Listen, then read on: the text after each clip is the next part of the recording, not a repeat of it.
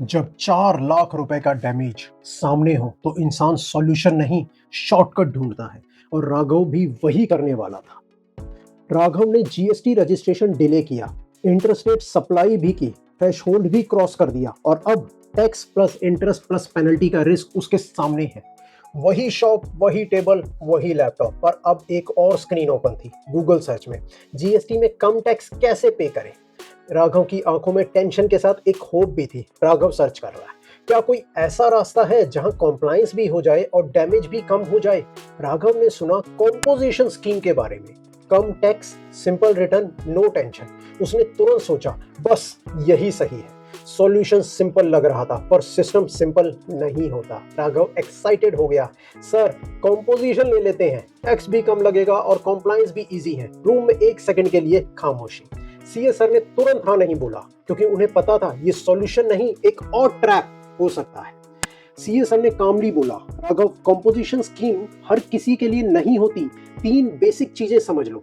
Inter state supply allowed नहीं है composition scheme के अंदर। आईटीसी आप क्लेम नहीं कर सकते कंपोजिशन स्कीम के अंदर। लिमिटेड टर्नओवर और स्पेसिफिक कंडीशंस जैसी चीजें होती हैं कंपोजिशन स्कीम के अंदर। तुमने ऑलरेडी इंटर स्टेट सप्लाई की है तो तुम एलिजिबल ही नहीं हो। राघव का कॉन्फिडेंस थोड़ा ब्रेक हुआ, मतलब ये ऑप्शन भी गया। सीए सर ने आगे बोला, और एक और प्रॉब्लम है, अगर तुम कॉम्पोजिशन ले भी लेते तो भी पास्ट का जो डैमेज है वो कवर नहीं होता। मतलब शॉर्टकट फ्यूचर को इजी बना सकता था पर पास्ट को इरेज नहीं कर सकता। अब की बार लैपटॉप स्क्रीन पर 2 ऑप्शंस खुले हैं, कॉम्पोजिशन स्कीम और रेगुलर स्कीम। राघव दोनों को देख रहा है, जैसे 2 रास्ते सामने हो, एक इजी लग रहा है और एक हैवी। सर फिर क्या करें, रेगुलर लें और सब फेस करें?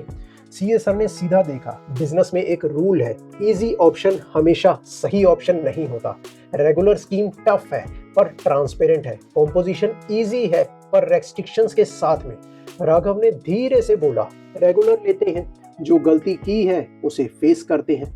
कॉम्पोजिशन स्कीम हर किसी के लिए नहीं होती। Interstate supply is equal to not eligible to ITC benefit lost.